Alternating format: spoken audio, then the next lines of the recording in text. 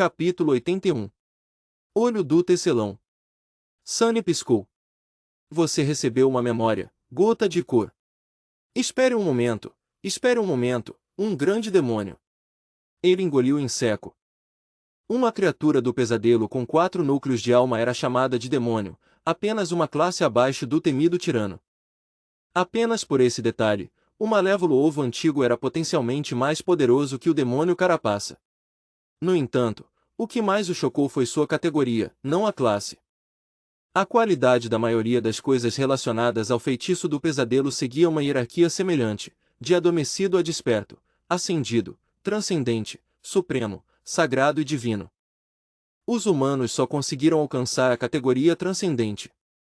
Esses heróis eram conhecidos como santos, cada um empunhando uma quantidade inimaginável de poder e liderando a humanidade em sua guerra contra as criaturas do pesadelo.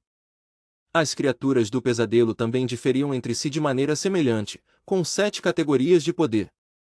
Eram, em ordem crescente de força, adormecido, desperto, caído, corrompido, grande, amaldiçoado e profano. Um grande demônio, portanto, era uma criatura do pesadelo com 4 núcleos de alma, cada um da categoria grande. Que eram equivalentes, em termos de poder, a um núcleo de alma supremo se um humano conseguisse passar pelo 4º pesadelo e subir um degrau acima dos santos. Sunny acabará de matar uma das criaturas do pesadelo mais poderosas já derrotadas por mãos humanas. Pelo menos até onde ele sabia. Vitórias contra os grandes demônios eram raras o suficiente para serem de importância histórica. Que golpe de sorte, encontraram completamente indefeso, ainda por nascer enfraquecido por milhares de anos de negligência. Sem mencionar o fato de que ele provavelmente era o único humano vivo a ser parcialmente imune aos terríveis poderes sugadores de vida do ovo. Espere, quantos fragmentos de sombra eu consegui? Sunny se sentia mais forte, muito mais forte. Ele estava acostumado a receber 2 fragmentos para cada besta desperta que matava.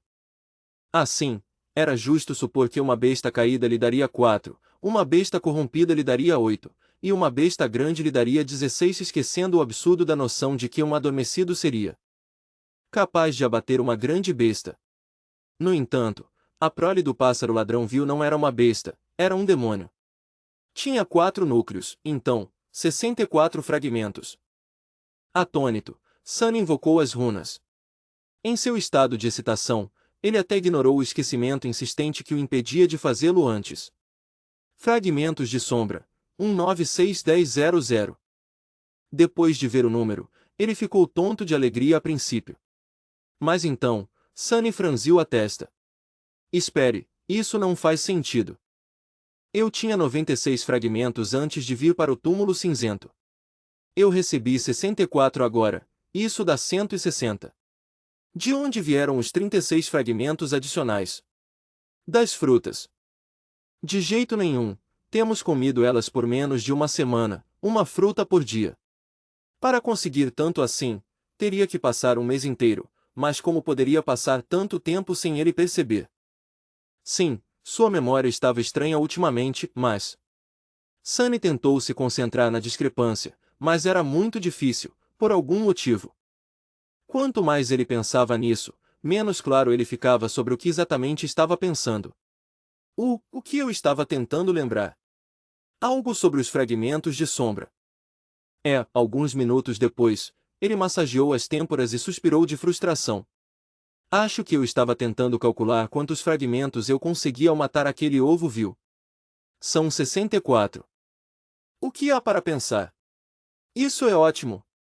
Ele passaria mais tempo comemorando a quantidade insana de fragmentos de sombra que receberá, mas havia outra coisa incrível esperando sua atenção. Uma memória. Ele realmente recebeu uma memória de um grande demônio. Uma verdadeira memória suprema do 4º nível. Isso era. Fantástico! Sunny invocou as runas mais uma vez e olhou para suas memórias.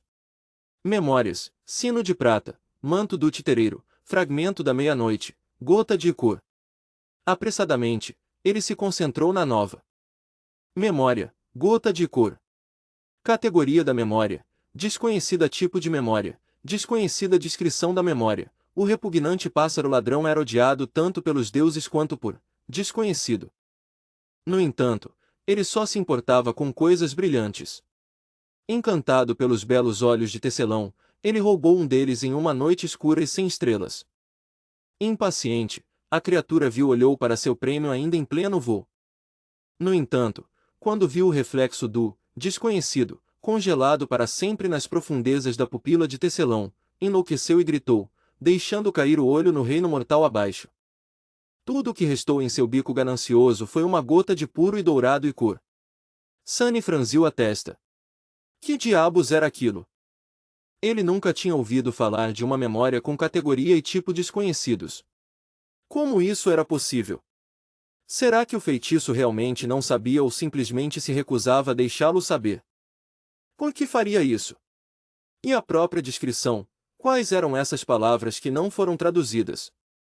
Ele tentou ignorar a tradução automática e olhar para as próprias runas, mas estavam além de sua capacidade de traduzir.